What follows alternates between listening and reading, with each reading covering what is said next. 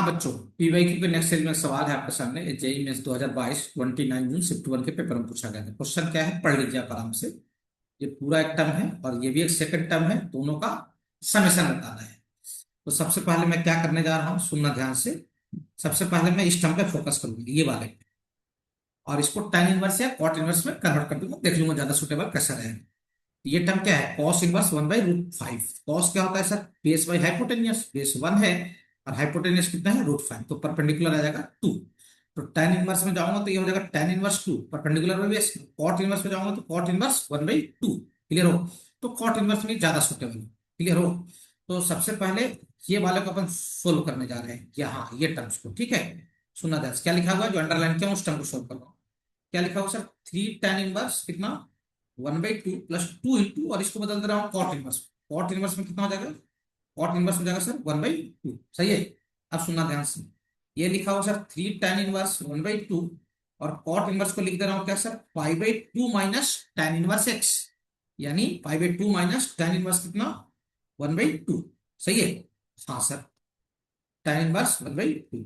ये यहाँ इंटू हो जाएगा तो पाई हो जाएगा, ये यहाँ इंटू हो जाएगा तो कितना, -2 tan−1 1/2। तो 3 tan−1 1/2 और -2 tan−1 1/2 सोल्व होकर कितना आ जाएगा, tan−1 1/2।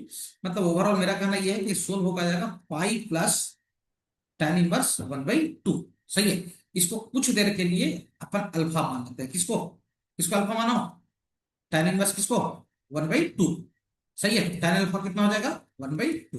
सही है? ध्यान रहे। तो यानी ये जो अंडरलाइन वाला टर्म है, ये पूरा सोल्व होके कितना आ गया, ये जो अंडरलाइन कर रहा हूं, सुनना ध्यान देना, बिल्कुल ध्यान देना। ये अंडरलाइन वाला टर्म सोल्व होके पूरा कितना आ गया, पाई प्लस क्या, अल्फा।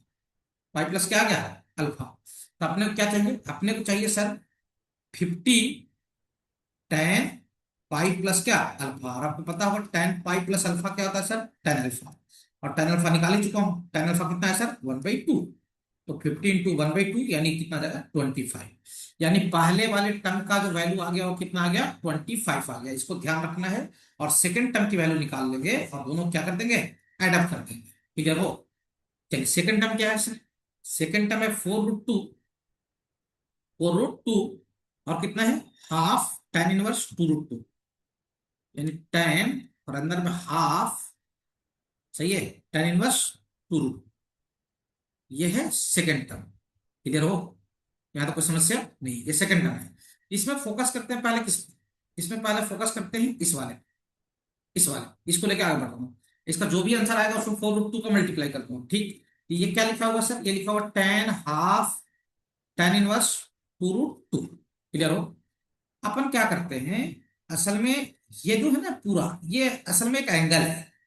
इसको मान लेते हैं थीटा।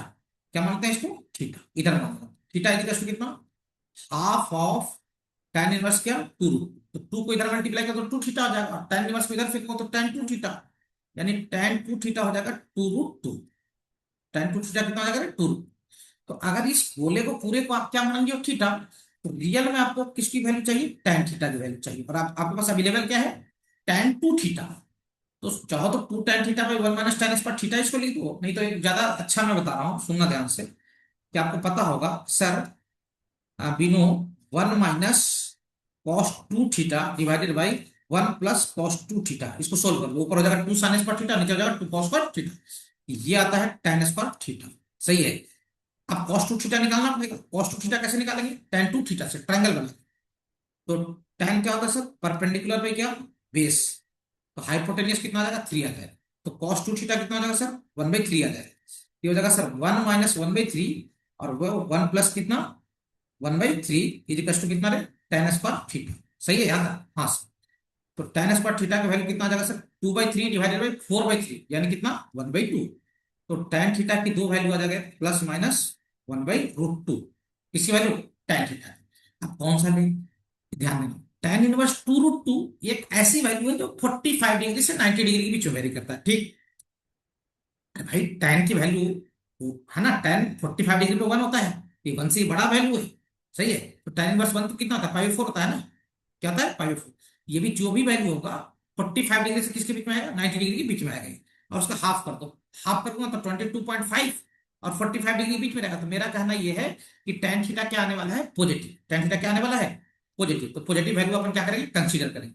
तो यहां से tan थीटा मिल जाएगा अपने को कितना, tan थीटा 1/√2। सही है, क्या यही चाहिए? नहीं सर, अभी तो इसको सोल्व किए थे ना, याद है हम क्या बोले थे कि चल के फाइनली क्या कर लेंगे, 4√2 से क्या कर लेंगे, मल्टीप्लाई करेंगे। तो सेकंड टर्म कितना आ जाएगा, इसको H2 बोल दे रहा हूँ, है ना, H2।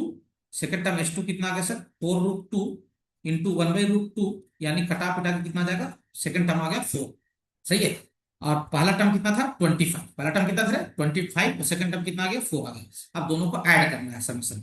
सही है, 25 और प्लस 4 कितना हो जाएगा, 29 इज क्या, करेक्ट आंसर। आंसर क्या हो जाएगा आपका, आंसर हो जाएगा सर 29। देख लीजिए भैया, कोई दिक्कत मेरे ख्याल से नहीं जाना चाहिए।